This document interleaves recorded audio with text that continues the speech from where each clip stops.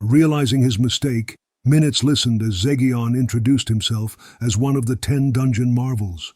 He declared that the only way for them to survive was to defeat him, challenging them to fight with everything they had. "Time to go all out," Minutes told the Imperial Guardians. They agreed, prepared to face Zegion in a battle for their lives. After end of the Zegion's battle, the scene was one of utter amazement. Benimaru and Rimuru stared at the big screen, speechless. The scenes from inside the labyrinth had gone black, indicating the last of the Imperial troops were dead. The battle was over, but the enormity of what they had witnessed left them stunned. Benimaru's expression was one of reluctance and perhaps a bit of frustration. "There is a small chance that is possible," he admitted, looking crestfallen. He whispered, "But I strictly mean that there's a non-zero chance, you see," though it was clear he didn't want to fully concede. Diablo, ever the one to maintain his composure, chuckled. "I attempted to fight Zegion myself. He has a fearsome sense for battle, a built-in advantage over demon opponents, and resistance to nearly all base-level magic. He truly is Sir Veldora's prodigy. I might have even lost myself if I wasn't paying attention. You are not truly defeated until you admit defeat after all." Diablo's smile betrayed a sense of respect for Zegion's abilities. High-end insect types like Zegion's seem to be natural enemies of demons, making him one of the most powerful beings in existence. Even Testarossa and her fellow demonesses had challenged Zegion's in the past and had not won against him. Rimuru reflected on the situation. The fight they had just witnessed was proof of Zegion's extraordinary power. Despite the odds, Zegion had emerged victorious, solidifying his place as one of the strongest guardians in the labyrinth. In conclusion, the scene had left Rimuru and Benimaru with a newfound respect for Zegion's abilities, realizing the immense power he wielded. Sometime before the Zegion's battle with Imperial soldiers, the battle in the labyrinth ended largely as expected. Earning the 2 Otherworlder defectors was a nice bonus, and Kumara had achieved a truly laudable victory. However, there was some regret about what happened to Adelman's crew and Apito, but that was the luck of the draw given their opponents. Interestingly, Zegion had been calling all the strong combatants to his chamber, allowing them time to heal before the battle. Using control space, he gathered anyone he deemed worthy. His senses must have been extraordinary, as he observed every battle while meditating, waiting until each one was over before summoning the strongest survivors. It was a risky move. If Zegion lost, he'd look foolish, and it would certainly be a topic at the next Dungeon Marvels meeting. However, no one complained because everyone recognized Zegion's strength. Even Veldora had given his approval, saying, "Let him do as he pleases." From Benimaru's and Rimuru's perspective, the focus should have been on ensuring a sure win. Allowing the enemy to heal could lead to a miscue and potential loss. Yet there were only 4 foes left in the labyrinth. By this point, Rimuru had decided to indulge Zegion's decisions. Zegion was helping gather valuable battle data, and observing how he acted in serious battle situations was beneficial. Thus, Rimuru allowed Zegion to proceed as he pleased. Back to when the battle begins. The result was overwhelming. Bazan, the brawler who had fended off a death dragon single-handedly, struck Zegion with full power. His sword strike seemed to shatter the earth itself. However, Zegion batted the blow away with his left hand, deliberately avoiding hindering his opponent's motion. This threw Bazan off balance, preventing him from launching a combination strike. Seizing the opportunity, Zegion advanced, planted his right leg, and drove his right fist into Bazan's armor. The shining armor shattered, and with that, Bazan's life was forfeit. This all happened less than 3 seconds after the battle began. Reha, the wizard, stood there blankly, unable to process the sudden loss of her teammate. Zegion, not missing a beat, cleaved her in 2 with a single chop of his bare hand. Reha's collapse to the ground prompted a horrified scream from Krishna. "Ah! Ah! You killed Reha! Die, you monster! Dimension Cutter!" Krishna, Pouring his anger into his fighting will, unleashed Dimension Cutter at near-divine speed. This slashing move could slice through any defense, even across dimensions. It was a true, sure kill in battle. But it didn't work on Zegion. "Ha! Pitiful," Zegion remarked as the air twisted around him. It was Distortion Field, part of the absolute defense tools offered by Uriel, Lord of Vows. Zegion had mastered it, rendering all attacks futile. "Sir Rimuru granted me this technique," he told the shocked Krishna. Rimuru, observing the battle, realized that Zegion had truly mastered the technique, something he hadn't taught him directly. The sheer power and control Zegion demonstrated were both impressive and daunting. It was Raphael who gave the skill to Zegion, and his control space ability had become incredibly advanced, almost equal to Rimuru's own skills. This allowed him to gather and challenge only the strongest survivors, ensuring they were healed before the confrontation began. Krishna and his team were facing a truly formidable foe. Minutes, recognizing the dire situation, called out to Krishna, urging him to give his all while he attempted to slow Zegion down. Minutes used his unique skill, Oppressor, to manipulate gravity and restrain Zegion. However, Zegion effortlessly countered it by warping space around him. Rimuru realized the extent of Zegion's power and the connection they shared through a soul corridor. Raphael had provided Zegion with a full super optimization, enhancing his latent talents to extraordinary levels. This transformation had turned Zegion into an exceptional battle-focused magic-born, further honed by Veldora's training. Zegion demonstrated his overwhelming power by unleashing Dimension Ray, effortlessly cutting through space itself. This level of mastery and control made it clear that no ordinary opponent could stand a chance against him. The two Imperial fighters reacted immediately, but their efforts were futile. Krishna attempted to counter with another Dimension Cutter, but his attempt failed, and he was cut in half. Minutes, in a desperate bid, set up a jamming force field to block the dimensional slash. However, this proved to be a futile struggle. Against the twisting, slicing dimensional space, no physical ability or phenomenon could prevail. The surprise on Minutes' face was indescribable, as if he had tasted defeat for the first time in his life. He likely departed for the afterlife without even having the time to admit defeat. Less than a minute after the battle began, all the challengers were dead. This was a testament to how incredibly strong Zegion had become. The leaps and bounds made by Kumara were impressive, but Zegion's growth was on an entirely different level. He had transcended the bounds of life itself, becoming a truly formidable being, potentially even stronger than Rimuru. Zegion's strength was now so immense that he could outclass nearly any opponent. Even Apito, who could rank with Caroline or Frey, wouldn't last 3 minutes against him. When Zegion got serious, the fight was over in an instant, making it more of a one-sided massacre than a true battle. This raised questions about why someone so powerful was kept in the labyrinth. While it might seem like his talents were going to waste, Zegion was a secret weapon that couldn't be unleashed on the world. Rimuru reflected on the hidden power among his allies. He hadn't let his guard down, but the true extent of Zegion's strength had been beyond his imagination. This experience taught him that leaving things up to Raphael could result in unexpected outcomes. Despite the challenges and surprises, Rimuru was relieved that the battle in the labyrinth ended without major incident. The incident highlighted the need for a long talk with Raphael to understand any other surprises. Out of the more than 700,000 troops who participated in the ground invasion, 530,000 had been dealt with. This immense figure indicated genocide, yet it meant gaining over 500,000 souls, totaling 770,000, which allowed the evolution of 7 top officials.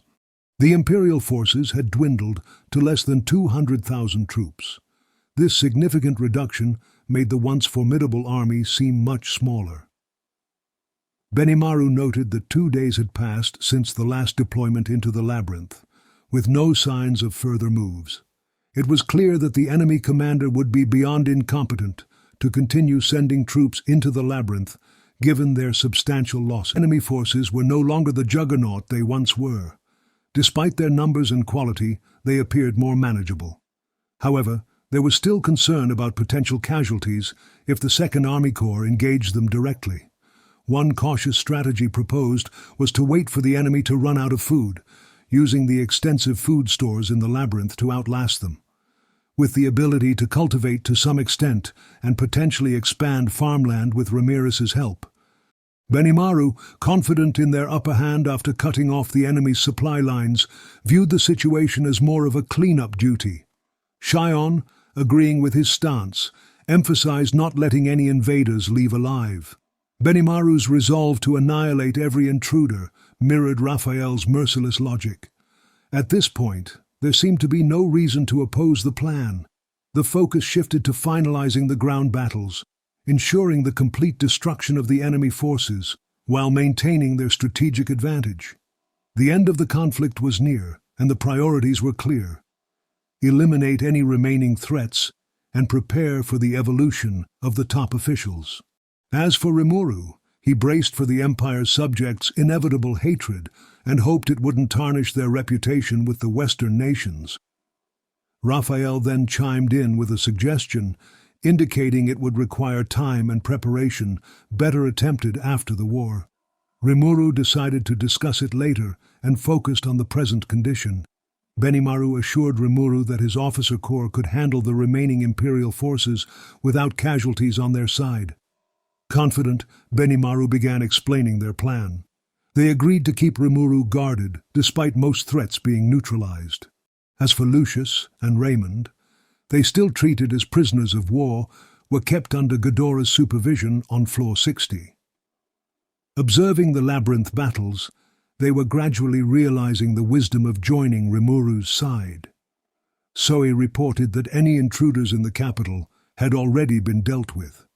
Raphael confirmed that all enemies in the labyrinth had been eliminated, and only Krishna had used a resurrection bracelet, but he was no longer a threat outside the labyrinth. Reflecting on the situation, Rimuru realized the labyrinth was secure, so there was a chance to relax a bit. The Imperial Guardians like Kanzis and Minutes were powerful, potentially even stronger than Rimuru before he became a demon lord. Chloe's timeline suggested Rimuru hadn't evolved into a demon lord yet, making it conceivable that these formidable foes could have defeated him. In that scenario, without Diablo, an unrevived Veldora, and pre-evolved allies like Zegion, their war power would be significantly weaker. An Empire attack under those conditions could have led to a devastating outcome. Raphael, however, disagreed with this assessment, asserting that it wasn't possible. Rimuru, acknowledging Raphael's sometimes petulant nature, pointed out that back then, Raphael was merely the great sage. Despite Raphael's confidence, Rimuru understood the potential risks and challenges they might have faced. Benimaru reluctantly agreed with the assessment, while Shion vehemently denied the possibility of Rimuru's defeat. Understanding the futility of debating theoretical timelines, Rimuru redirected the discussion. The key point was the Empire's formidable strength, indicating the need for caution. While the labyrinth seemed secure, Rimuru emphasized the importance of avoiding injuries among his allies. Diablo, Shion, and Carrera expressed their eagerness to join the battle, each vying for the opportunity to prove their worth. Their enthusiasm took even Benimaru by surprise, causing Geld to laugh. Ultimately, Benimaru agreed to let Diablo and the others handle the final battle, ensuring their combined strength would lead to a decisive victory. With the strategy question settled, the focus shifted to formulating a workable plan. Benimaru reviewed their numbers: 30,000 red numbers and 17,000 elite troops from Geld's yellow and orange numbers. These 47,000 troops, averaging a B+ rank, were on par with the remaining Imperial troops. However, they faced an enemy force nearly 4 times their size. Then, Shion revealed she had 10,000 elite guards, all at least B+ rank, having kept up with her training. This group, often called her fan club, had grown significantly without Rimuru's notice. Despite their combined forces, they still faced a numerical disadvantage. Rimuru emphasized the need for strategic use of large-scale skills to confuse the enemy and strike when they were open. The main question was, who would initiate the attack? Usually, Benimaru would handle this role, but he needed to stay and guard Rimuru. Carrera stepped forward, offering to take on the task. With a nod from Benimaru, Rimuru gave Carrera the go-ahead. "Right, Carrera, it's up to you. Use some of that flashy magic of yours to teach the Imperial force a lesson they'll never forget," Rimuru said. "Absolutely, my lord. You can count on me," Carrera replied enthusiastically. Diablo seemed about to speak, but then demurred, congratulating Carrera instead. She was overjoyed at the opportunity. With Diablo and Carrera ready to prove themselves, Rimuru realized Diablo might have been considering nominating himself for a different role. Wanting to encourage him, Rimuru approached and asked Diablo to target the enemy commander, knowing his skills would be perfect for such a task. Diablo, thrilled by the request, agreed enthusiastically. Rimuru emphasized the importance of displaying their full power on the battlefield to draw out any remaining threats within the Empire's ranks. Carrera and Diablo were tasked with leading the charge. Benimaru took over, organizing the formation. Geld was positioned up front, with Shion utilizing hit-and-run tactics. The Red Numbers would handle pursuit duties. Ensuring seamless communication was critical, and they needed a commander who could make quick decisions. Just as Benimaru was about to suggest someone, the door burst open. Momiji, the representative of the chief of the Tengu and Hakuro's daughter, entered the control center. Shuna had been handling various tasks, including bringing meals and preparing tea. It seemed Momiji had been helping her. When Momiji proposed taking Benimaru's position on the field, Rimuru considered it. Momiji had the power and temperament to handle the role, and both Shion and Geld supported the idea.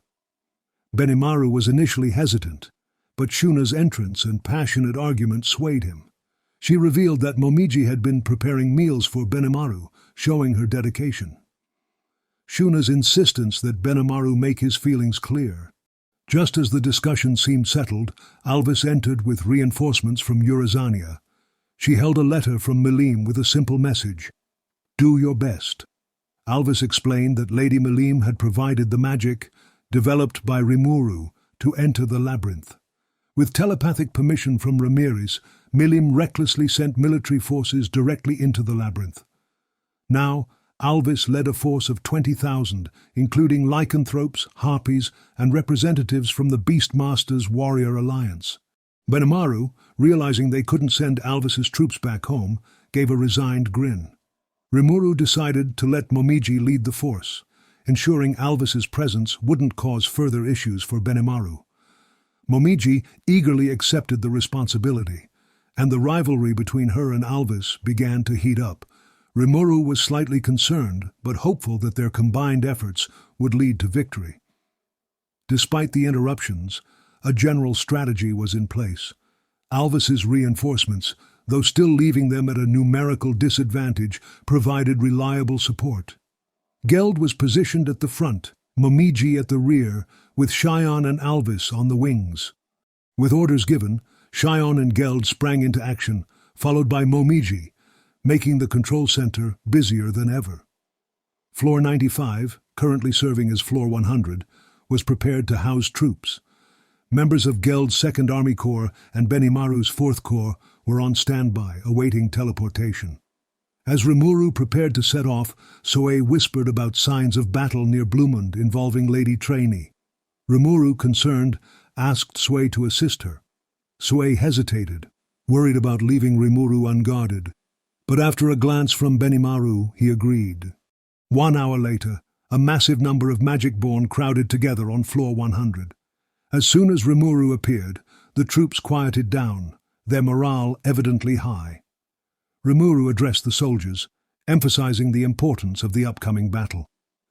Despite his self-doubt about public speaking, his message resonated with the troops, earning their praise. With orders given, the troops were teleported to the ground floor. As the battle raged on, the control center felt eerily quiet with most of the team out fighting. Rimuru and Benimaru were left to monitor the situation. Rimuru voiced his concerns about their chances of victory. Benimaru, with his characteristic fearless smile, reassured him. There was no movement from the Imperial soldiers, but the leadership seemed active, likely responding to Krishna's report of the labyrinth events. Benimaru mused that if he were in the enemy's position, he would have retreated quickly upon learning Krishna was the sole survivor. Reflecting on their strategy's unexpected success, Rimuru and Benimaru agreed that greed often leads to downfall. Their campaign capitalized on this, teaching them a valuable lesson about maintaining composure in war. Then they headed back to the control center, discussing the possibility of hidden enemies still lurking in the labyrinth. Rimuru's suspicion was growing, despite Raphael's assurance of the labyrinth's safety. Benimaru dismissed the idea, believing it impossible for any enemy to time their moves so precisely. Rimuru tried to quell his paranoia, but a nagging feeling persisted. Raphael confirmed that all potentially suspicious subjects had been identified, yet Rimuru couldn't shake the thought. He trusted Ellen and her friends, knowing they would never betray him, but he couldn't be certain about everyone else. Rimuru trusted his staff officers, like Mjolmile, who worked tirelessly. He couldn't start doubting them now. As he pondered the visitors from the Founders' Festival, Masayuki and his group from Labyrinth City appeared. Masayuki, accompanied by Jinrai and Bernie, voiced his frustrations. Being named an army leader out of nowhere had caused him a lot of trouble.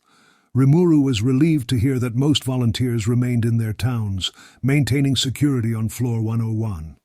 Despite the ongoing war, the calm in Floor 101 left many citizens unaware of the situation's severity.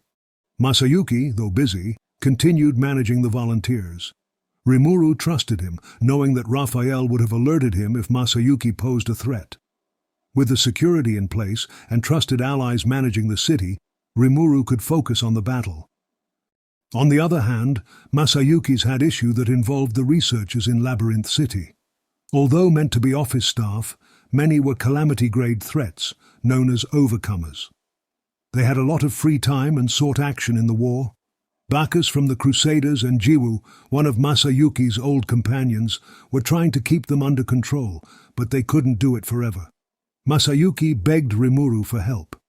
Rimuru, suspecting a possible plot against him, tried to calm his thoughts. He reassured Masayuki that the war would soon be over and suggested stalling the researchers until then.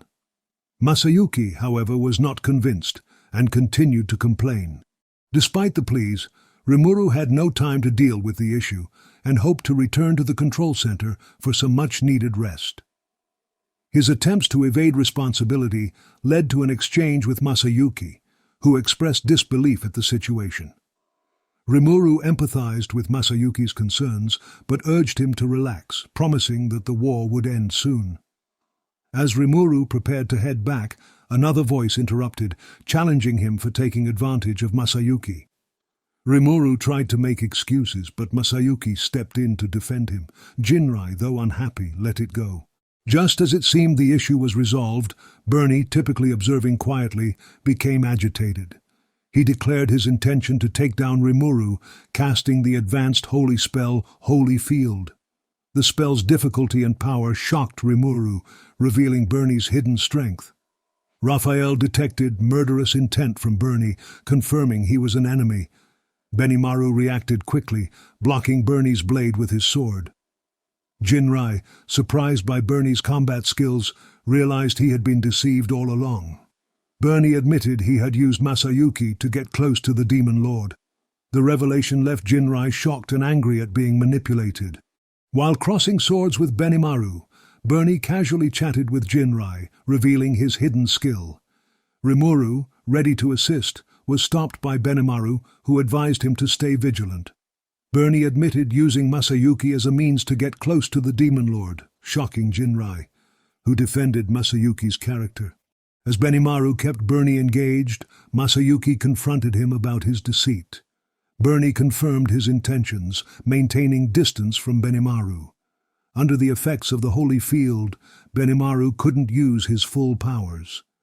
Bernie continued lording over the situation, still conversing as he dueled Benimaru.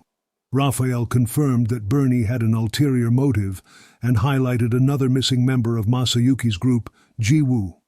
Frighteningly fast data analysis revealed a mass murder in the laboratory on floor 100, with Bacchus and several overcomers killed.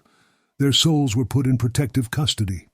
Given the difficulty of defeating overcomers, this was alarming. Raphael couldn't locate Jiwoo in the labyrinth, indicating she might be behind the attack. Suddenly, a warning from Chloe saved Rimuru's life as Jiwoo attacked from a concealed spot.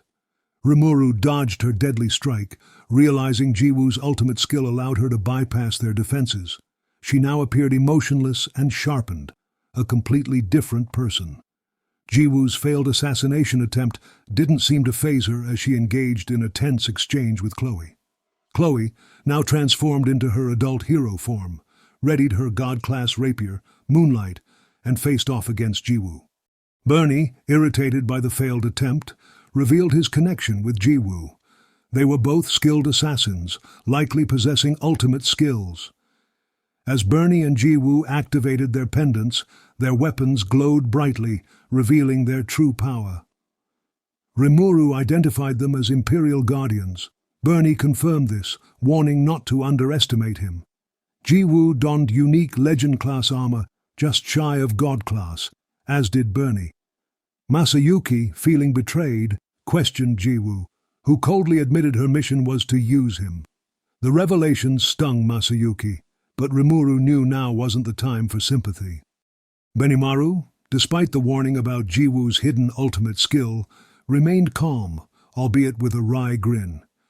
Rimuru, understanding that ultimate skills could only be countered by other ultimate skills, decided to trust Benimaru to handle the situation.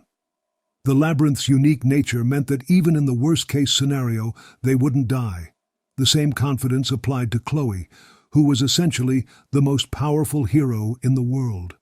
Her overwhelming skills, now enhanced by the ultimate skill Yog-Sothoth, Lord of Time. Rimuru, however, took extra precautions by asking Raphael to analyze the enemy's skills.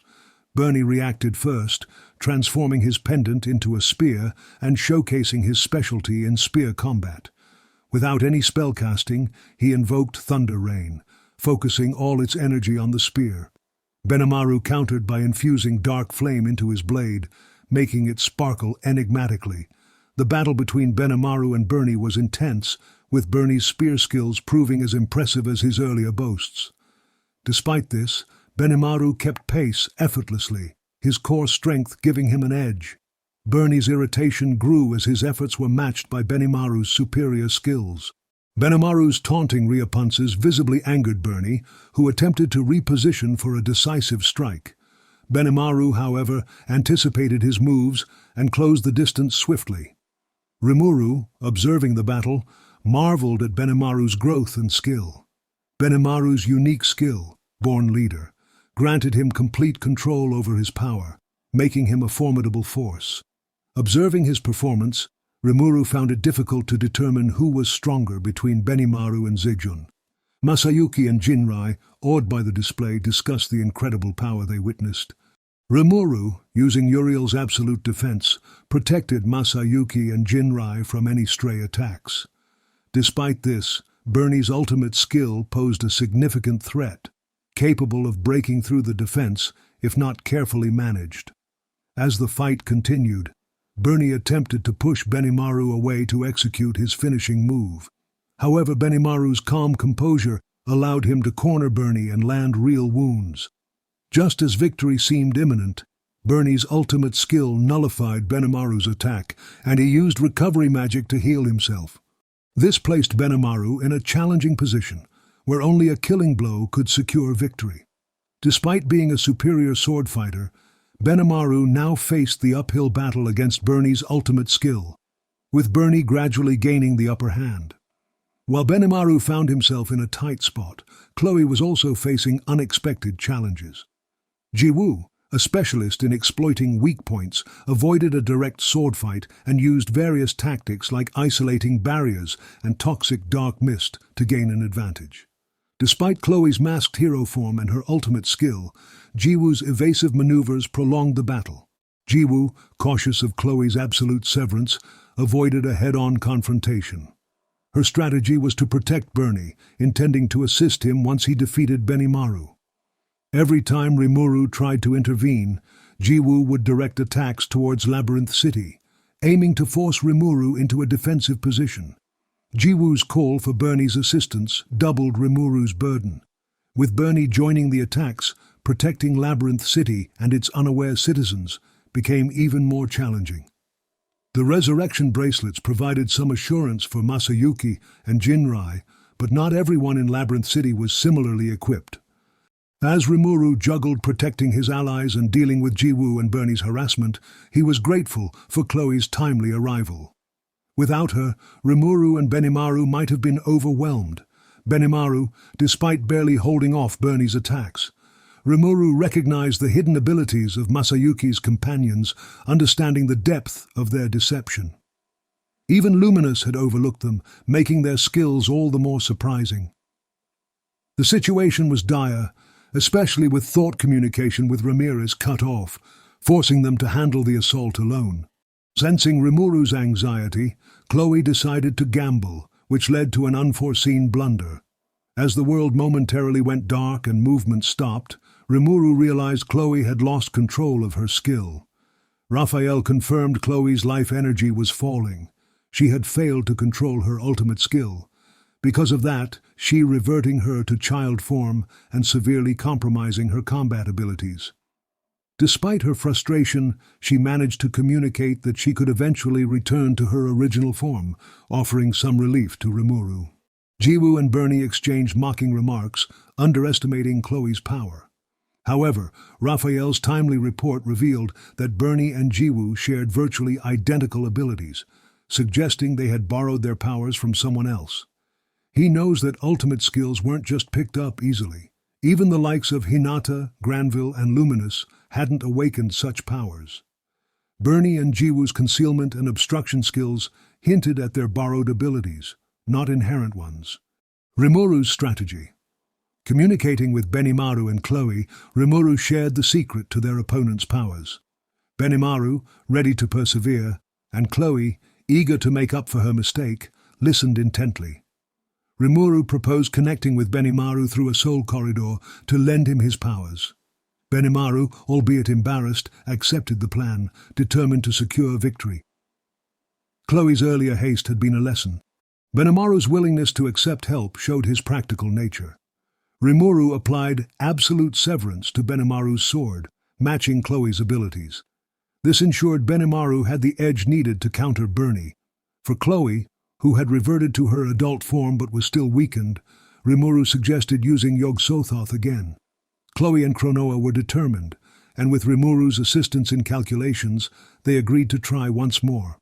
Despite some anxiety, they trusted Raphael's analysis and Rimuru's plan. When Cronoa expressed concerns about energy levels, Raphael confirmed it wouldn't be an issue. With the plan set, Benimaru, Chloe, and Rimuru prepared for the counterattack. Raphael had given a firm confirmation, boosting their confidence. Rimuru, opting to look cool and confident, secured Cronoa's agreement. The stage was set for the final confrontation. Benimaru, armed with absolute severance, was ready to overpower Bernie. Chloe, with Rimuru's support, would use Yog-Sothoth one more time to deal with Jiwoo efficiently. Benimaru's switch from a static to a dynamic sword stance took Bernie by surprise, forcing him on the defensive. The dynamic style, focusing on offense and overwhelming the opponent, proved to be a game-changer. Bernie's confidence in his invincibility vanished as Benimaru's relentless attacks found an opening. With a decisive strike, Benimaru's blade cleaved through Bernie, swiftly ending the battle. Despite the seemingly effortless victory, Benimaru explained that attacking with such force initially would have strained his weapon. Benimaru's performance affirmed his superiority, even surpassing Hakuro in skill. His ability to adapt and dominate the fight highlighted his incredible prowess. The swift and overwhelming victory demonstrated the effectiveness of their strategy and the immense strength of Benimaru when fully unleashed. Chloe, grappling with her energy concerns, struggled to trigger the skill. Despite her doubts, Raphael reassured her, and with Rimuru's support, the energy problem was resolved. Chloe successfully stopped time, reducing Jiwoo to dust. However, the victory was bittersweet. Raphael reminded Rimuru of the resurrection bracelets, confirming Bernie and Jiwoo were still alive. Despite the unexpected twist with the resurrection bracelets, Benimaru and Chloe managed the situation with commendable composure. The revelation from Masayuki and Jinrai about the hidden bracelets highlighted Bernie's cunning strategy. Although it might have seemed like an oversight, Rimuru understood that Raphael had an enormous amount of parallel processing to handle. Given Jiwoo's barrier isolating them from outside communication, Raphael was managing tasks such as granting Benimaru absolute severance, assisting Chloe Kronoa with Yog Sothoth, maintaining absolute defense, and analyzing Bernie's and Jiwoo's abilities. With all that in mind, it was no wonder the resurrection bracelet trick went unnoticed. Realizing this, Rimuru reflected on the situation without frustration. The team recognized that Bernie had anticipated this outcome and had cleverly hidden the bracelets on their ankles. Benimaru expressed confidence in winning a rematch, having now assessed their adversary's strengths and weaknesses. With Bernie and Jiwoo out of the picture, Rimuru, Benimaru, and Chloe decided to move on. They knew they couldn't dwell on their inability to eliminate their foes permanently, so they promised each other to let it go. Masayuki and Jinrai looked visibly shaken by their friend's betrayal, but Rimuru had faith they would recover. As they returned to their tasks of managing the vampires, Rimuru turned his focus back to the ongoing war. Rimuru knew there wasn't time to dwell on the recent battles, so he entrusted Chloe to look after Masayuki and Jinrai. Benimaru and Rimuru returned to the control center, confident that the labyrinth was now free of hostile elements. However, upon their arrival, they discovered an unexpected scene. "Oh, Rimuru, you sure gave me a scare, you know. We fell out of contact," exclaimed Ramirez, her worry evident.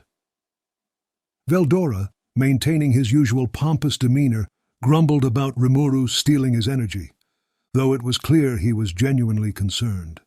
Raphael, ever calm, responded to Rimuru's thoughts. "That is behind us now, so it is not a problem." Rimuru pondered Raphael's words, realizing Veldora had likely become accustomed to these energy borrowings. Feeling a bit guilty, Rimuru decided he would treat Veldora to some snacks and new manga volumes to make up for it. "Sorry I worried you guys. Still, Veldora, I can contact you from pretty much anywhere, so if I get in trouble, I'll be counting on you," Rimuru reassured, trying to lift the mood. "You can, Rimuru?" Veldora asked, surprised. "Oh, ahem. That's why I told you not to worry." Ramirez was awestruck, while Veldora, hiding his embarrassment, acted high and mighty. "But enough about that. If you're fine now, can you go listen to those guys for a bit?" Veldora directed Rimuru's attention to Trainee, Soei, and a suspicious-looking man tied up with rope. Rimuru noticed Trainee chugging some fruit juice, looking exhausted but otherwise fine. He directed his attention to Soei, who quickly provided context. "Well, once I reached the site Moss told me about, I found this man fighting Trainee. His name is Laplace, and he's a nemesis of ours," Soei explained. Laplace lay bound and weary, but alive. Benimaru's eyes blazed with barely contained fury as he demanded to know why the intruder was still breathing. Soei explained that Laplace claimed to have crucial information for Rimuru. Skeptical, Benimaru drew his sword, prompting Laplace to spring to life with surprising agility despite his binds. With tension thick in the air, Rimuru stepped in to calm his allies, reminding them of their truce with Yuuki. Benimaru, conceding, sheathed his weapon. Laplace, sensing an opportunity, hurriedly delivered Yuki's message. Yuuki had uncovered a disturbing plot involving a man named Damrada, a leader within the secretive crime syndicate, Cerberus. Investigations revealed Damrada's attempt to assassinate Ghidorah, and suspicions that Masayuki's party members, arranged by Damrada, had ulterior motives. Yuuki, acting swiftly, dispatched Laplace to warn Rimuru. This revelation left Rimuru and Benimaru momentarily stunned. As Laplace's story unfolded, Trainee began to look visibly paler. It became clear why Laplace hadn't delivered the news earlier. He explained that he had tried repeatedly to convey the importance of his message, but Trainee, distrusting him due to their previous encounters, had refused to listen. This led to an extended confrontation between the two. Trainee, realizing her mistake, apologized profusely to Rimuru, her face red with embarrassment. Despite her actions, no one blamed her for her cautious approach. Laplace had a history of suspicious behavior, and trusting him was not an easy ask. Even Benimaru, who had been moments away from executing Laplace, and Soe, who had tolerated him long enough to bring him to the control center, understood her actions. Rimuru decided to move past the incident, urging everyone to focus on the present. They had a battlefield to monitor, and the outcome of the ongoing war remained uncertain. With this in mind, the group turned their attention to the big screen. Caligulio waited anxiously for a report. It had been 2 days since he had sent 100 of his best soldiers into the labyrinth, and the lack of communication was wearing on his nerves. On the surface, he appeared merely frustrated, but internally his heart was filled with fear. He had been enticed by visions of wealth and magic crystals, leading him to attack the labyrinth. In retrospect, it seemed like Rimuru's trick, and Caligulio cursed his own decisions while fearing the inevitable defeat. "God damn it! Is there any report yet?" he bellowed, his staff growing accustomed to his frequent outbursts. A murmur from outside the camp interrupted his thoughts. A private rushed in, reporting that they had just rendezvoused with troops from the Magitank force. Caligulio was puzzled, as there had been no sounds indicating their arrival, nor any prior messages about their status. When a young woman entered his tent, she seemed out of place on the battlefield. This was Misha the Lover, one of the 3 bosses of Cerberus, ordered by Yuuki to monitor Caligulio. Despite her discontent with the assignment, she had served competently as chief of staff for the Empire's armored division. Caligulio had reassigned her to the Magitank force for her safety, a decision she pretended to appreciate while reporting back to Yuuki. "Misha, you're all right?" Caligulio exclaimed. "Yes, Sir Caligulio," Misha replied, giving him a bewitching smile. Despite her stained, dirty uniform, her beauty remained undiminished. Her presence was a relief, but Caligulio quickly refocused on his duty. Caligulio, visibly anxious, demanded to know the status of his forces. Misha calmly informed him that the Empire's proud Magitank force, along with 100 elite airships, had been completely wiped out. The news left Caligulio in disbelief, but Misha's silence confirmed the grim reality. Realizing that the only surviving members of the armored force were those present, Caligulio and his staff were struck with the enormity of their failure. Thousands of soldiers had perished, and the prospect of facing Emperor Ludora's wrath was daunting. Caligulio, desperate for a solution, whispered for guidance, but his staff remained silent until Misha suggested retreating. Then Misha pointed out that the labyrinth, designed for exploration, was not meant to be invaded by large armies. She relayed Yuuki's advice that only elites should be sent into the maze. Caligulio, furious, argued that he had already dispatched the Empire's finest forces, believing they were still making their way through the labyrinth. Despite his resistance, Misha remained relentless. She highlighted the lack of communication and the difficulty of sending additional reinforcements. Caligulio clung to the hope provided by the resurrection necklaces, asserting that their forces were still fighting effectively. Even though Caligulio knew his view was optimistic, he had no choice but to hold on to it.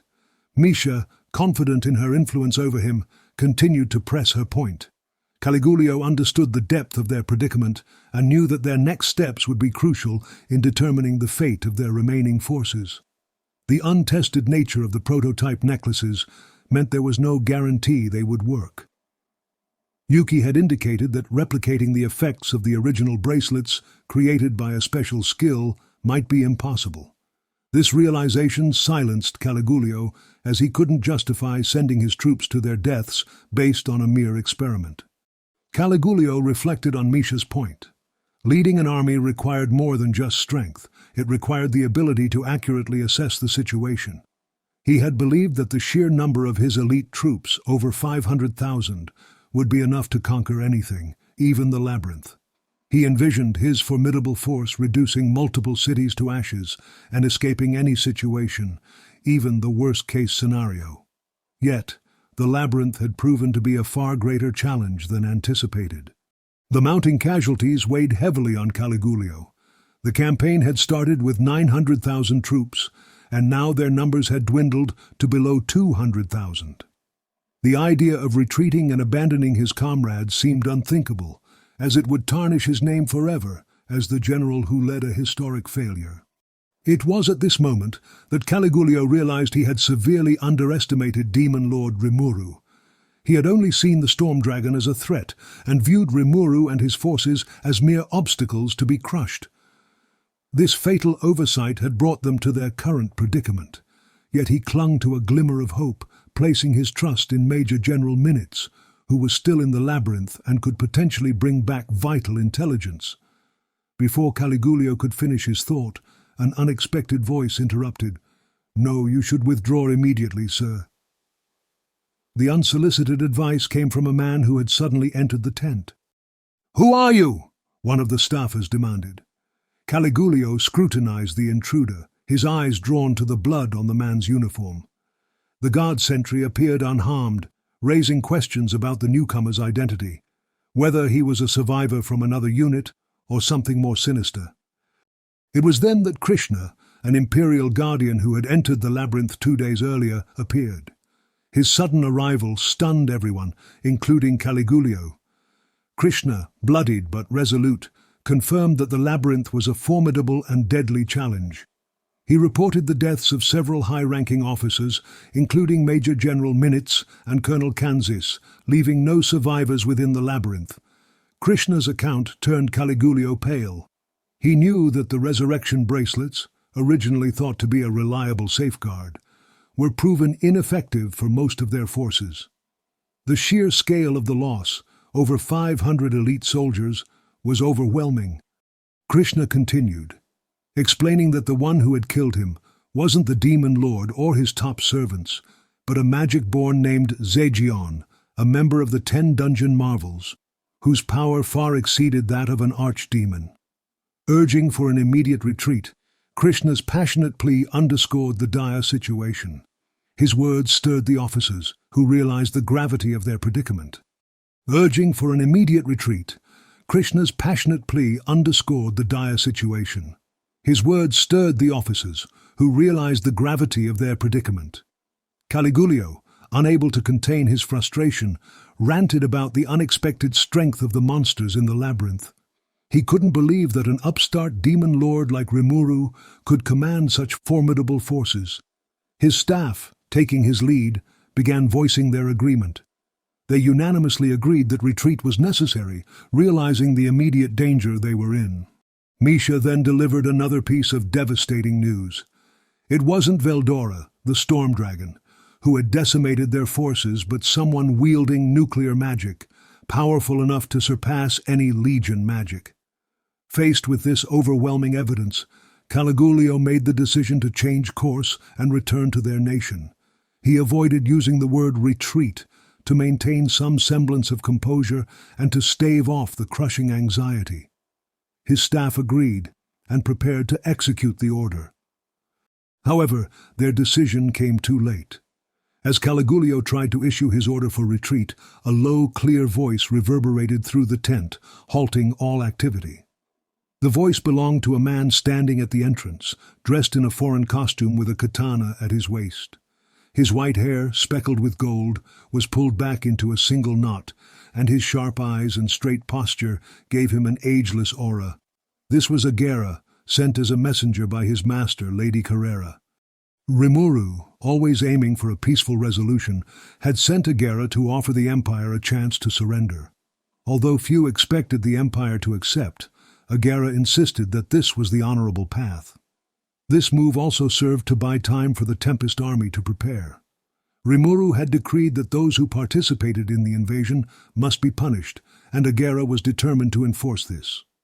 When one of Caligulio's staff officers questioned Agera, he responded with lethal precision, decapitating the officer before anyone could react. Agera then commanded attention and issued his terms: disarm and surrender to become slaves, or face their fate in battle. He gave them 1 hour to decide. Caligulio, his mind racing, sought to negotiate. Introducing himself as the leader of the army and chief of the operation, he hoped to find a way to salvage the situation. Caligulio's desperation was palpable as he continued to plead with Agera.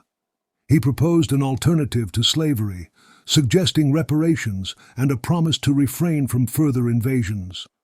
More than that, he offered to broker an alliance with the emperor, emphasizing the potential to rule the world together. Caligulio believed this would put Demon Lord Rimuru in a favorable position compared to other demon lords. The staff officers, though startled by the sudden plea, did not object, recognizing their dire situation. Caligulio's argument hinged on the idea that a retreat now would be less costly and more strategic for both sides. He painted a picture of mutual benefit, hoping to appeal to Agera's sense of reason. In truth, Caligulio was painfully aware of the catastrophic failure of their operations. The invasions of Dwargon and the Labyrinth had resulted in countless deaths, leaving only a fraction of their original forces. Admitting defeat, Caligulio sought to ensure the survival of those who remained, believing it was the only way he could salvage any sense of responsibility. As he awaited Agera's response, Caligulio knew his offer was self-serving, but not without merit. With nearly 200,000 troops still under his command, he believed they could pose a significant threat if forced to fight to the death. The ground battle differed from the labyrinth's conditions. Once dead, there would be no resurrection. Caligulio's desperate proposal was intended to secure a complete victory by convincing Rimuru to spare their lives and allow them to return home. He hoped that by appealing to the Demon Lord's leniency, they might be granted clemency and the opportunity to later buy back their rank-and-file soldiers. Caligulio's primary goal was to save as many soldiers as possible and bring valuable intelligence back to Emperor Ludora. He acknowledged his gross underestimation of Rimuru's forces, which had led to their defeat. Caligulio had been confident that his massive army could conquer Dwargon, Tempest, and the Western nations, but the unexpected strength of Rimuru's disaster-grade monsters had shattered that illusion. Understanding the potential for further sacrifices to destroy the Empire's framework, he preferred to retreat and plan for future reconstruction, even if it meant abandoning his pride. Despite his intentions, Caligulio's plea came too late. Agera dismissed his conditions, stating that their fates were sealed the moment they rejected Lady Testarosa's mercy. The choice was clear: resist or obey. With his ultimatum delivered, Agera left the tent, warning them against any attempts to escape. When Misha asked what they should do, after a moment of silence, he resolved to fight, declaring that their lives belonged to the Emperor, and that they could not bear the humiliation of becoming slaves. Despite the challenges of lacking magitanks and magic cancellors, Caligulio emphasized that their mission was now to bring back vital information to the Emperor, even if it meant sacrificing soldiers. His determination inspired his staff officers, who echoed his sentiment. They were ready to show their pride as Imperial soldiers and make a last-ditch effort against their enemies. Misha, however, decided to leave, acknowledging that she did not share their willingness to die. Caligulio, understanding her position, asked her to report his failure accurately to the Empire. Before Caligulio could finish appointing guards for Misha, two figures, Bernie and Jiwu, appeared in the tent. Their presence, especially as single digits predicting defeat, underscored the severity of the situation. Krishna, however, chose to stay and fight alongside Caligulio. Bernie and Jiwu, taking Misha with them, withdrew from the scene, leaving those who remained to prepare for the final battle. With the decision made, Caligulio ordered an immediate attack, urging his forces to strike with maximum force before the enemy was ready. The order quickly spread through the ranks, and the troops mobilized, ready to give their all in this last, desperate effort. Meanwhile, Geld observed the Imperial troops moving en masse, recognizing their decision to fight. Despite their numerical disadvantage, he knew that letting their guard down was not an option. The role of Geld's Second Corps was defense, intended to take the front line and protect their firepower in the rear. This strategy, though simple and straightforward, was effective and well-suited for his team. Momiji, leading the Fourth Corps, was responsible for providing the necessary firepower. Her passionate pep talks inspired her forces, and her strategic approach was both bold and effective. Her rivalry with Alvis, another contender for Benimaru's affections, was well known among Rimuru's staff. With Alvis now rushing to reinforce the Tempest army, the competition between the two women added another layer of complexity to the battlefield dynamics. Geld, focused on his task, ensured that the rear guard was fully prepared to support the rest of the group. Momiji led the main force, while Shion commanded her own unit, and Alvis oversaw the reinforcements. Coordination between them was seamless, especially with Benimaru overseeing the operations. Confident in his defense, Geld believed that as long as he did his part, victory was attainable. The elites of the yellow and orange numbers, totaling 17,000 fighters, were protected by Geld's unique skill, Protector. Additionally, the armor crafted by Kurobi and Garm had enhanced their defenses to the point that even cannonballs could not penetrate them. Geld's forces were fortified by his unique skill, Gourmet, which featured a stomach accessible to the entire armed force. This allowed for magical healing of injuries via support troops and instant access to a vast supply of healing potions stored in Geld's stomach. Rimuru kept this stockpile fully replenished, ensuring that the army could deplete it as needed without worry. The potions remained fresh, providing a logistical advantage that eased the commander's mind. Geld was confident in their chances of victory, though the impending battle still held a sense of anticipation. Then he glanced at the sky, where Carrera, an officer in his unit, awaited. Her power and the trust Rimuru placed in her assured Geld that they were well prepared. Carrera, floating in the sky, observed the scene below. Assigned to the Second Army Corps with her companions, they operated independently for now. Rimuru had entrusted her with the honor of joining the vanguard force, and Geld had graciously accepted them, advising them to act as they pleased. Carrera sensed that they would get along well. Rimuru had also given Carrera a secret order to protect Geld. She suspected that Testarossa and Ultima received similar orders. Their mission was to handle any formidable opponents from the Empire, buying time for their allies. With Geld's defensive wall firmly in place, Carrera and her companions found little to do. Carrera's focus shifted to how best to annihilate the enemy. As she prepared to unleash a nuclear magic spell, Agera, returning from his envoy mission, hurriedly intervened to stop her. Unlike the stern veteran seen by Caligulio, Agera appeared as a dutiful, long-suffering servant before Carrera. His intuition, developed over years of service, had warned him of Carrera's intentions just in time. "Oh, you're back, Agera. You know, I've been thinking about a few different things, but I honestly think I need some practice. I don't want to mess up when it's time to really fight," Carrera said, discussing her plan to trigger a nuclear explosion in the sky. "Practice, you say?" Agera inquired, trying to manage the situation. "Right, yeah. I'm just triggering a nuclear explosion in the sky so it'll look kind of like a big firework, you know? There might be some residual heat that burns up the ground a little, but no biggie. What do you think? That won't be a problem, will it?" Carrera explained casually. Agera, understanding the futility of arguing, responded, "It's excellent, my lady. A perfect idea. Well done, as always." Esprit, a demon of the same social caste as Agera, stood by Carrera, offering her effusive praise. Despite her cute appearance, Esprit had a terrifying personality, making her one of Carrera's most formidable underlings. She indulged Carrera's every whim, never admonishing her, and left the difficult task of lecturing to Agera. This dynamic resulted in an unhealthy working relationship, with Agera bearing the brunt of the labor. To Agera, Testarossa and Ultima were just as troublesome as Carrera. Testarossa was sensible yet purely evil, while Ultima constantly sought further brutality. Carrera's penchant for causing mayhem and dismissing the consequences frustrated Agera, who couldn't bring himself to laugh along with her. In contrast, Esprit, with her similar personality, didn't mind Carrera's actions, much to Agera's envy. Despite Agera's frustration, he tried to manage Carrera's impulsive nature. He explained the rules of the battlefield, emphasizing the importance of not making any moves until the time came.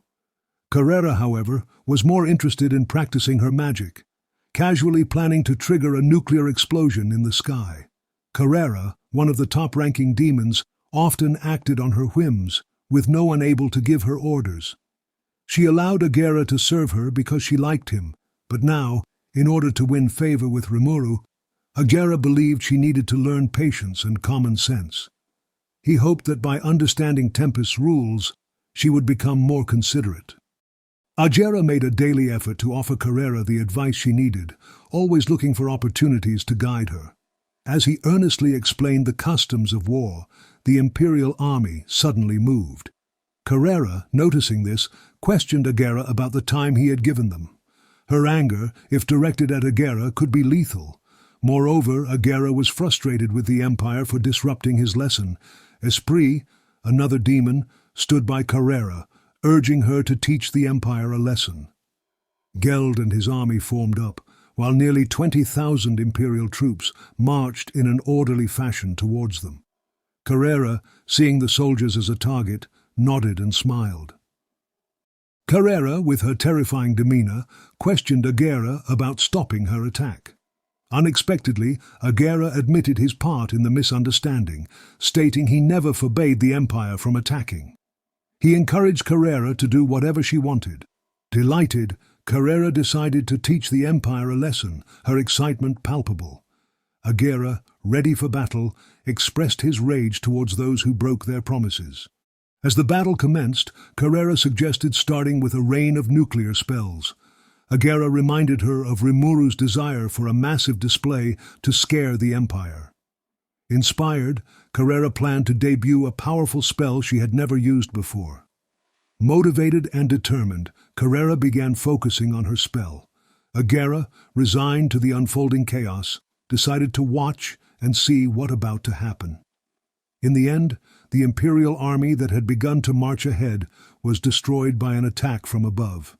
They had multiple Legion magic-driven barriers, state-of-the-art magic defenses, soldiers with high magic resistance, and various holy blessings. Yet all these measures were utterly powerless against Carrera's large-scale extinction magic, Gravity Collapse. Gravity Collapse, a type of nuclear magic, boasted immense force. It required precise magic manipulation and a vast amount of magicule energy. The spell created a super-gravitational field, an artificial black hole, crushing everything within its range to the size of a pebble. The effect on the Imperial force was catastrophic. Without warning, gravity flattened them, pulverizing the troops who were unable to bear their own weight. The open terrain offered no escape from Carrera's magic.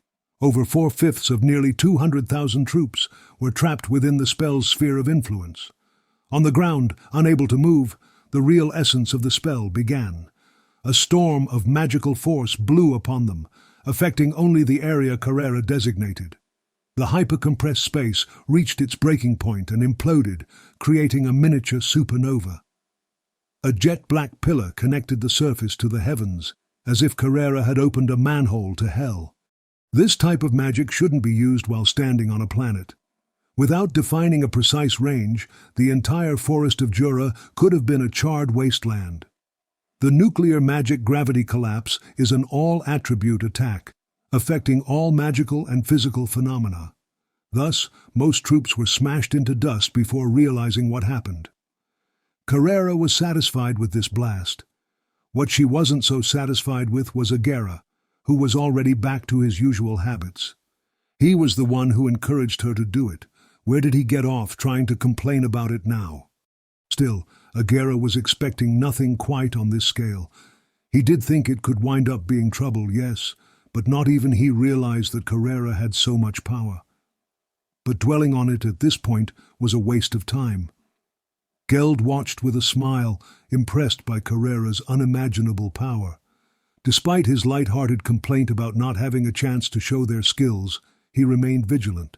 The Imperial army, though decimated, still had over 20,000 survivors rushing towards Geld's forces in a desperate attempt to escape the carnage. Understanding the gravity of the situation, Geld knew the Imperial troops, having faced death, would fight fiercely. His calm demeanor inspired confidence in his forces, ensuring they were prepared and focused. "Shields up!" Geld ordered as the enemy approached. The Second Corps responded with perfect coordination, forming an impenetrable wall. The ensuing clash was fierce, but Geld's forces held their ground, pushing the Imperials back without retreating a single step. That was how the final battle began. Now it was Xian's turn to make a move. "Let's charge them. I want to slaughter every last one of Sir Rimuru's foes," she commanded. Xian's elite guard, led by Team Reborn, roared in approval. 10,000 Magic-born of all shapes and sizes, trained by Xian herself, began to move. These were her most die-hard fans, now united with Team Reborn and acting as a legion of marauding Knights of Terror. Wearing bluish-purple armor forged by Garm, Xian's forces rampaged across the battlefield, spreading mortal fear and sapping the enemy's will to fight. Among them were 3 giants, the sons of the Demon Lord Dagrul, exuding large auras of dark energy, turning them into living incarnations of violence. Despite the chaos, Gobzo stood out with a stab wound in his head that healed slowly, showcasing his resilience. His casual observation about his wound impressed his troops. Xian's troops had transformed into an amazingly well-honed, specialized combat force, ready to overpower the Imperial army with their unmatched coordination and strength. As Xian made her mark on the right wing, the Imperial army faced severe challenges on its own right side. The Beastmaster's warrior alliance, alongside other Magic-born loyal to Carillon, had arrived as reinforcements. They were determined to repay the great favor they owed Rimuru by exercising their full powers in battle. Zol, the elephant beastman, and Alvis observed the devastation caused by an ominous magic spell that reduced more than 100,000 Imperial troops to dust. Despite Rimuru's usual generosity, the thoroughness of this attack was in line with what Alvis believed a Demon Lord should do. Victory seemed assured, but Alvis and Zol remained cautious, wondering if any true champions were left in the enemy ranks. They resolved not to let any Imperial soldiers escape, fully aware of their mission's importance.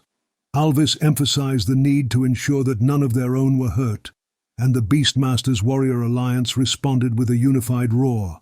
With that, the Beastfolk began their march on the Imperial army's right flank, ready to take on the remaining forces and ensure a decisive victory. By this point, the trend was abundantly clear. Magic was rampaging across the rear, and the Imperial army was being overrun on both sides. They had little option left apart from waiting to be surrounded and exterminated by their foes. Momiji eyed the situation, her gaze cold and determined. With a calm head but a fiercely burning heart, she decided it was time to act. Whispering her intent, she sent a signal to Gobwa. Instantly, the 4th Army Corps breathed in unison, summoning their mystic force. The order cascaded across Team Kurenai via Gobwa's thought communication, harmonizing the mystic force created by everyone. It was Momoji's job to channel all this power. Gobwa, slightly worried, asked if it would work. Confidently, Momoji dismissed the doubt, asserting her capability. Her plan was simple: gather the mystic force into a single presence and lob it at the enemy army. Though unadorned, the strategy required precise unification of the force to avoid unintended explosions that could harm Geld's front line. Trusting in Momoji's confidence, Gobwa raised no further objections. With everyone ready, Momiji made her move, declaring, "Let us bloom a red lotus that softly, gently envelops our enemy. Mystic crimson heaven." She unleashed the spell. A red flower bloomed in the sky, rapidly burning through oxygen at ground level, incapacitating the enemy. Its flames of compassion rendered targets unconscious without pain, while also identifying the strongest among their forces. The spell fell upon the battlefield, and in its wake, no one was left alive. Observing the aftermath, Momiji and Gobu acknowledged that the last group to enter the labyrinth had likely been the Empire's best elites. Now their attention turned to the enemy's command HQ, confident that Carrera's servant would handle any remaining opposition. Caligulio received a stream of desperate reports. Though unnecessary, given the catastrophe unfolding before his eyes, the sheer speed of the devastation meant many died without fear or regret. Survivors of the horrific magic fled back to the main camp, terror in their eyes, cursing their own foolishness and losing all trust in the Empire. As staff officers shouted for retreat, survival seemed impossible. Caligulio's thoughts spiraled. Should I have chosen enslavement instead? Where did I go wrong? Staring at the desperate battlefield, he saw no possible strategies, no saving grace. Then confusion turned to fear. No. What's that? What is that? He couldn't comprehend the magic that annihilated nearly 200,000 troops, protected by anti-magic resistance, in one blow. His staff speculated about a theoretical magic spell, gravity collapse, which interacted with planetary gravity. Though still under research and considered impossible to execute, here it was, flawlessly cast by a single monster. Now, the term Demon Lord struck Caligulio's mind with real fear. Have we meddled with someone we never should have? I admire your knowledge, sir, a staff officer said matter-of-factly. But it's theoretical, Caligulio shouted. We boasted we could slaughter Veldora with it. Indeed, sir. That's how powerful that magic is. It's practically limitless. The staff officers polarized into two camps. Some were in panic, unable to fight. Others, babbling like madmen, lost their grip on reality. At this point, the Empire's command HQ was no longer functional. The horrifying circumstances rendered any attempts at control futile. Caligulio, still responsible for his remaining soldiers, struggled with the chaos. Less than 2,000 men and women remained in the main camp. Power. Power was the one thing Caligulio wished for now. The Empire's iron rule was that all is forgiven if you have power. Without it, they were facing a tragic end. As a top commander of the Empire, Caligulio realized his perceived power was an illusion. His lament was deep. Fortune and fame were worthless in these dire circumstances. Large tears spilled from Caligulio's eyes as he wished for power. The nearly 1 million soldiers who believed in the Empire's glory were dead. The undeniable truth devastated him. Reporting, sir. A huge flame was observed in the sky above the battlefield.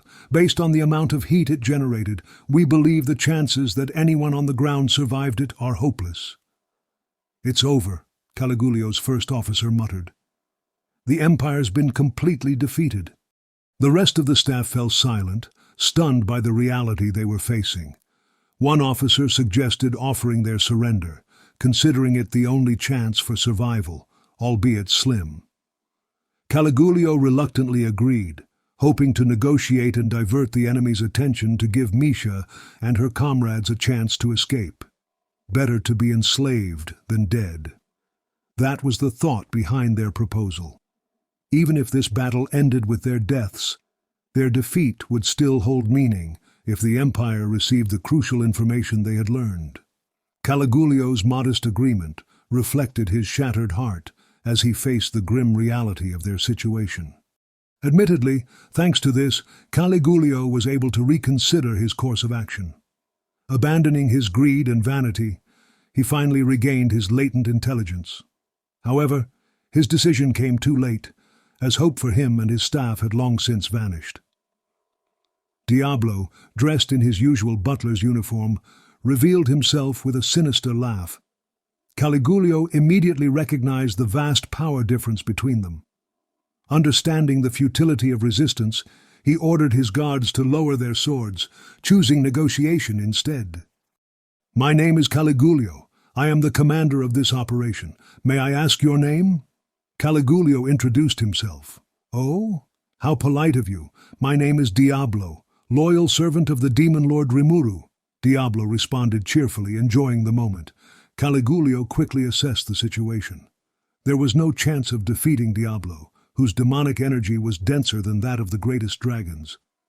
Even without displaying his supreme aura, Diablo had infiltrated their HQ undetected. Seeing this as an opportunity, Caligulio hoped to negotiate and buy time for Misha and the other escapees, but his hope was quickly dashed.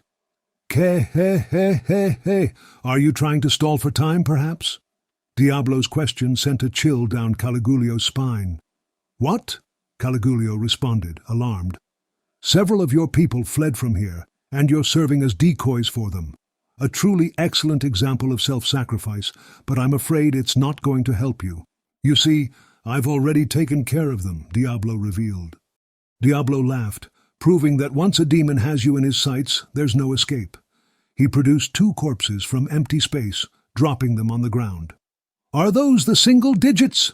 A shocked Krishna shouted, recognizing Bernie and Jiwoo's bodies. Intense fear spread through the command center. Everyone knew the significance of losing 2 single digits. There was no defeating Diablo. Caligulio fell into deep despair, realizing all their efforts and sacrifices were in vain. Draw your swords! Intruder! Kill the intruder! The second in command shouted frantically. The guards, unaware of Diablo's strength, reacted recklessly. You lowly worms think you stand a chance against me? Diablo taunted, but Caligulio's aid was undeterred. Silence, demon. There's still over 1,000 warriors surrounding you. Powerful or not, what can you do by yourself? He tried to mask his fear with rage, but Caligulio knew better. He understood that a single powerful figure could triumph over a 1,000,000-strong army. The extreme magic they witnessed was proof. If one monster could kill 2 single digits, their entire armored division was always vulnerable. Diablo confirmed their doom. The only ones still alive in this camp are all inside this tent. Caligulio realized the truth. It was too quiet outside. Diablo snapped his fingers, blowing away the tent to reveal a field of dead bodies, soldiers who seemed to be peacefully sleeping, their souls silently taken by Diablo. Another snap of Diablo's fingers, and Krishna and the others toppled over. Waves of despair and sadness overwhelmed Caligulio. He screamed, shedding tears of blood, and in a final tragic moment, his body, saturated with emotions, exploded. The moment when Rimuru issued order to Diablo, he started to execute the mission. He had no intention of allowing any enemy soldiers to escape. After receiving orders from Rimuru, he eagerly entered the battlefield. Following Krishna's signs, he discovered the enemy's command tent and was confronted by Bernie and Jiwoo. Recognizing their strength, but also their unbalanced, borrowed powers, Diablo dealt with them swiftly. Misha arrived, revealing her allegiance to Yuuki. Respecting Rimuru's tacit agreement with Yuuki, Diablo allowed her to leave.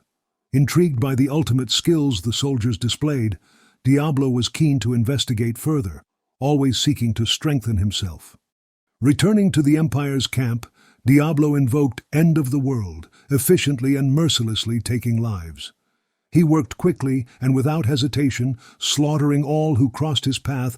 Caligulio screamed in front of Diablo, whose chuckle added to the eerie atmosphere. The commander, surpassing all limits of the human body, had reached a new level of power, awakened by sheer despair and guilt. This transformation made him a more worthy opponent for Diablo. Diablo, who once had little interest in gaining strength, now thirsted for it to serve Rimuru better.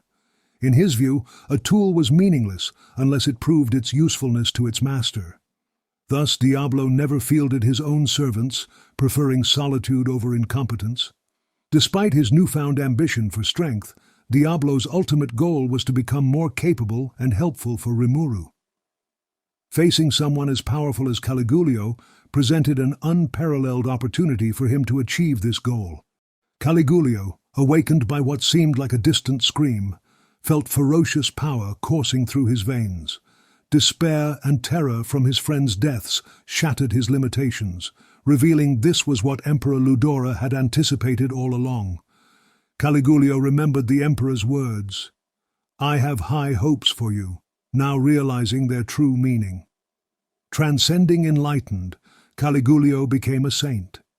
His body and spirit melded, transforming him with tremendous power on par with an awakened demon lord. He recognized his past incompetence and the Empire's military inadequacies. I was such a fool. You're exactly right, Diablo taunted. But now I swear I'll make up for all my mistakes, Caligulio declared. Divine god-class armor gifted by the Emperor enveloped him, signifying his rank among the Empire's best. You'll pay for this, demon. I'm gonna mow you down, he vowed. It would hardly be fun otherwise, Diablo replied, amused. The two sides glared at each other, and the final battle began. Exercising the limits of his power, Caligulio launched a full-throttle strike. His fist, protected by a gauntlet, was a deadly weapon, capable of smashing through almost any material. The shockwave produced by his strike shattered defenses, destroying molecular bonds, and the spirit inside his fist could pass through the heart's barrier, damaging one's astral body. Caligulio knew Diablo's name, one of Rimuru's Big Four and an evil demon. Diablo was now a demon peer, a being only mentioned in legends. Caligulio believed every word of the report he saw. If 2 single digits challenged Diablo and died, he was truly a fearsome adversary. But all his fear was gone. He's a horrible demon, but now I can take him, Caligulio thought. With this power I can defeat anything, true dragons, demon lords, even heroes. His power had reached the quadruple digits, a level only a saint could achieve. Wearing god-class armor, Caligulio felt more than capable of destroying a demon peer. A tad disappointing, Diablo remarked as he lightly brushed away Caligulio's killer fist. No, Caligulio exclaimed. Why are you still unharmed? Why? It's simple. You don't have the skill level required to handle that power, Diablo explained casually. The skill level? Yes. It's quite a pity for me, too. It was too early for you to fight. The duo from before were more powerful, boasting ultimate skills, albeit borrowed. If you had awakened to this power sooner, this would have been a more exciting battle. But alas, Diablo lamented. Caligulio, refusing to accept this insult, shouted, God damn it! Don't you belittle me, you demon bastard! Despite his rage, he understood the grim reality. He couldn't beat the demon in front of him.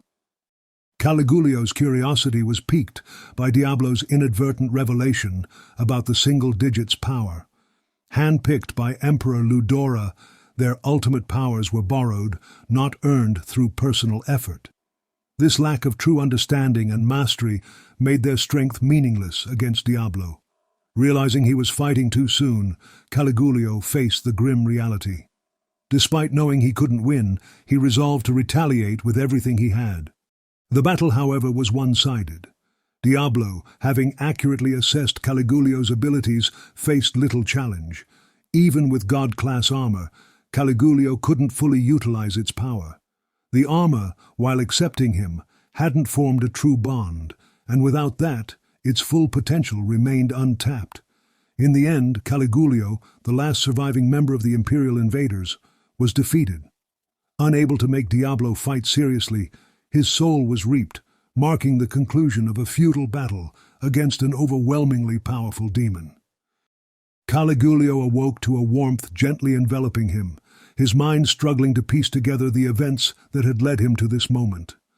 As his memories slowly returned, he recalled the devastating battle, the overwhelming power of the demon, and the subsequent destruction of his forces. He found himself in a large chamber, surrounded by familiar faces, his comrades and subordinates, who appeared to be alive once more. Nearby stood a young girl with bluish-silver hair, perhaps 12 or 13 years old, working with an angelic smile. A dazzling light emanated from her palm, enveloping the bodies of the fallen. Caligulio watched in astonishment as the lifeless body of Krishna began to stir and open his eyes. Caligulio's heart pounded as he tried to comprehend this miraculous revival. It seemed inconceivable that anyone could save them from such a powerful demon, especially after witnessing the destruction firsthand. The possibility that the girl had rescued him and his staff from that hellish situation flashed through his mind. The booming voice of Diablo, the blood-curdling demon who had decimated their forces, cut through his thoughts, causing a wave of fear to wash over Caligulio and the others. Diablo mentioned the name Rimuru, the demon Lord Caligulio had targeted, sending chills down his spine. But the girl Rimuru intervened, revealing that they were all dead and confirming the deaths of their troops. Despite this, she explained that she had brought them back to life. Caligulio and his recently resurrected companions were stunned by this revelation.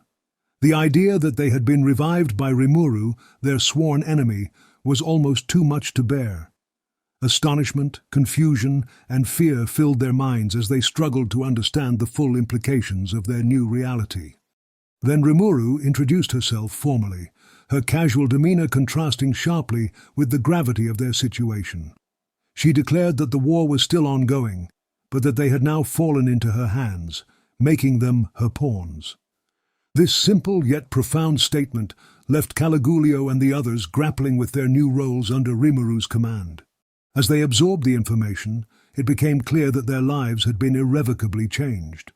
They were no longer independent warriors of the Empire, but tools to be used at Rimuru's discretion. The once formidable warriors now found themselves as pawns in a larger game, their fates intertwined with the enigmatic Demon Lord's plans.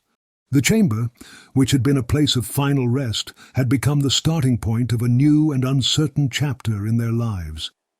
The dust would take quite a while to settle as they adjusted to their new reality, knowing that their destinies were now firmly in Rimuru's hands. Caligulio and his group, still confused, were left in a room filled with all the important figures from his army, the supreme officers who led the Imperial invasion. As Rimuru had told him, they were brought back to life to be used as pawns, an idea suggested by Raphael. Raising the dead. Ever since Cheyon's death, Raphael had been analyzing the structure of souls, and now it seemed well on its way to understanding most of the principles. Whether human or monster, all souls have a set quality and quantity composed of data particles. By managing and applying certain forces to these particles, it's possible to control life and death to some extent. Plant and animal souls contain very little energy, while human souls possess a vast amount. It's confirmed that everyone receives an equal amount of this energy, and the ability to fully harness it leads to the manifestation of special skills. This data, engraved in one's soul since birth, is the source of those powers. The data isn't directly written onto the energy. First, there's the ego, a set of amorphous wavelengths within the soul, and the group of data particles that surrounds it, known as the heart, where all the data is stored. The crystallized energy covering this heart is what we call the soul. Pseudo-souls were developed as a receptacle for the projection of this heart. Hearts housed within pseudo-souls have no energy of their own, but do have egos. Without the power in one's soul, the owner of the soul cannot use any skills, but they can take action with their egos. The way Rimuru revived Caligulio and his friends was by using pseudo-souls to substitute for their real ones. Essentially, Rimuru took their souls, plucked the hearts out of them, and transplanted them into the pseudo-souls, along with the bare minimum amount of energy necessary to keep them going. There was some concern about the success rate for this operation, but it seemed to have worked, which was reassuring. However, it wasn't without its issues. Firstly, the procedure significantly weakened the subjects, as all their soul energy had been extracted. Their souls were taken, and there was no reason to return them. Consequently, they could no longer invoke any skills. Even if skill data remained in their hearts, they couldn't use it without sufficient soul energy. From now until the end of their natural lives, they had no hope of learning or using a single skill. Their magic casting abilities would also be affected, although this could improve with practice. With time, they could tap into magic without using soul power. Magic, being both a skill and an art, could be invoked using the magicules in the air instead of those within the body. As long as they trained themselves, arts would still be available to them. Unless they relied solely on their skills, they would eventually bounce back. Despite this, the quality of the energy involved wasn't what it once was, so they would hit limits sooner or later. The pseudo-soul was developed primarily as a toy to assist in the labyrinth, not something to expect miracles from. The procedure was not intended for their benefit, but to prevent hateful rumors. Whether these were truly rumors was debatable. If they attacked out of selfishness and died, it was their fault, and there was no obligation to resurrect them. However, maintaining a good reputation was important, avoiding unnecessary hatred from Imperial citizens. Raphael's experiment worked, and the resurrected individuals were under Sway's supervision. Despite being alive again, this was temporary at best. They were granted some degree of freedom, but they were traceable and unable to escape. Caligulio and the others served as test subjects, proving the procedure's success. Now, it was time to scale up the process. Before Rimuru lay the corpses of approximately 700,000 Imperial soldiers. They were inside the labyrinth, in Adalman's Floor 70 domain, as a precaution. Rimuru had collected as many bodies from the battlefield as possible, teleporting them down with the help of Gobta, Geld, Garbil, and the assorted floor guardians. The corpses laid out were those that could still be revived. The Imperial forces deployed in front of Dworgen's East Gate remained in a standoff, and the 940,000 who invaded the Forest of Jura were killed in battle, except for Misha, Lucius, and Raymond. Unfortunately, over 240,000 were unsalvageable. Resurrection magic is challenging because souls cannot be recreated from thin air, but Testarossa and other demons had kept these souls safe. If bodies were available, resurrection was possible, but not all had bodies left.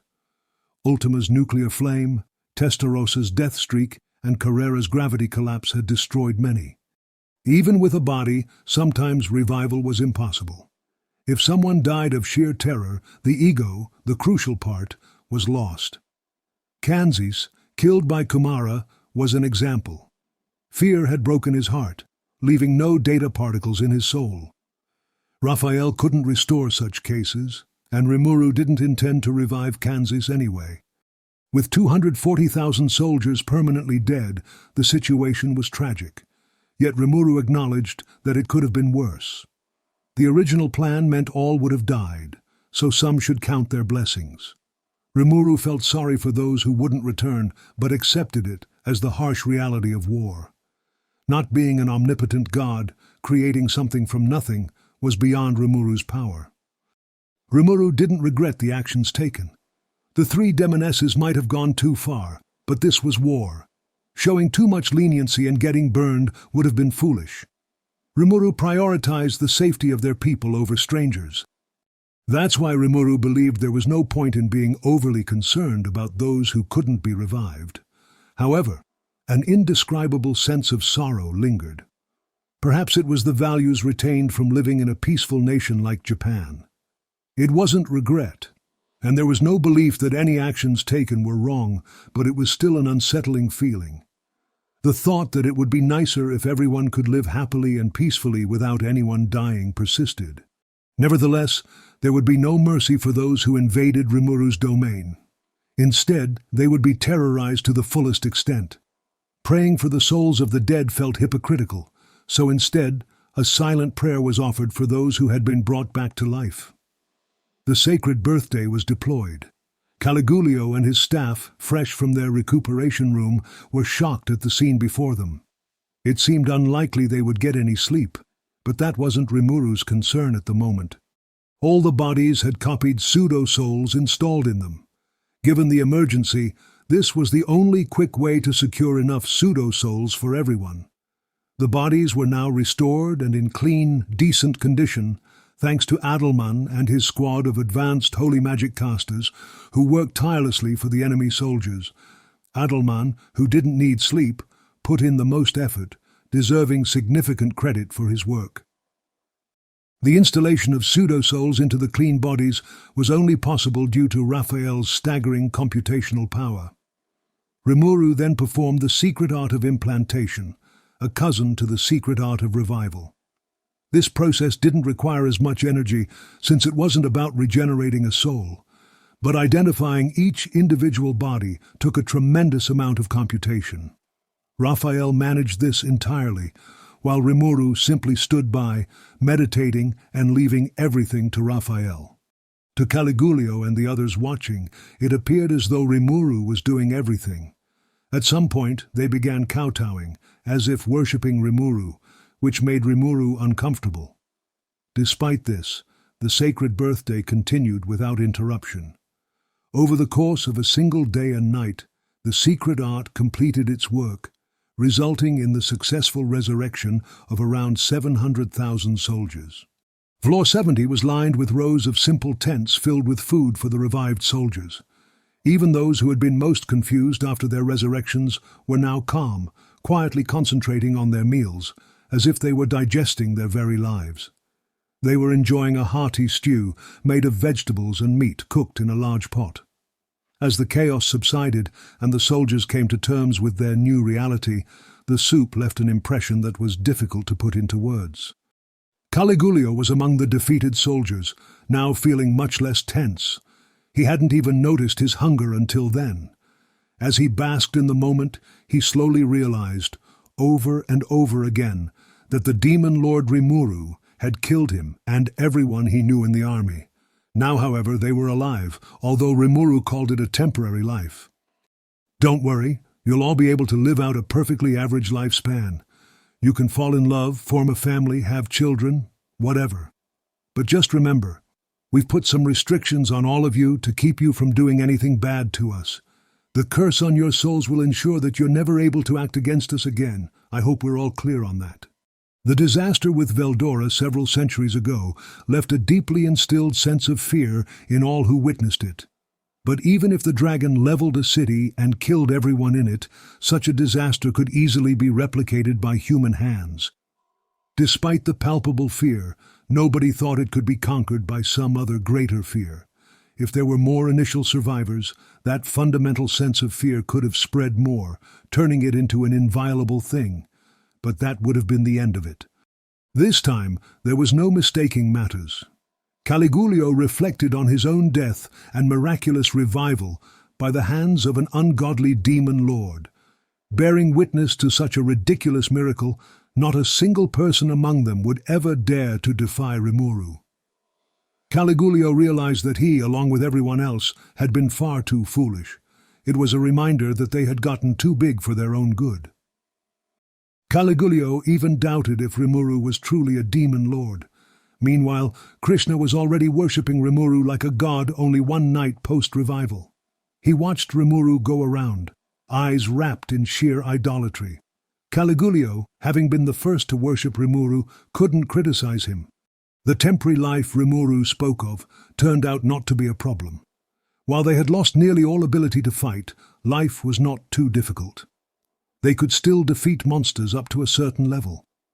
Their powers might be insignificant to someone like Rimuru, but a few of them still had strength close to an A rank. They couldn't use skills, and magic was tricky, but their well-honed bodies remained. They were allowed to live out their natural lifespan until old age. Caligulio thought that was good enough, a sentiment shared by all 700,000 of his comrades. With all the gratitude and awe, there was no way anyone would dare rebel against Rimuru. It was a complete, utter, heartfelt defeat. Everyone wanted the fighting to stop already. The Empire's invasion was now over, ending in complete failure. That was part of the speech Rimuru gave once everyone calmed down, but Caligulio was sure that the curse wasn't necessary at all. Who would ever dare to repeat such foolish behavior a second time?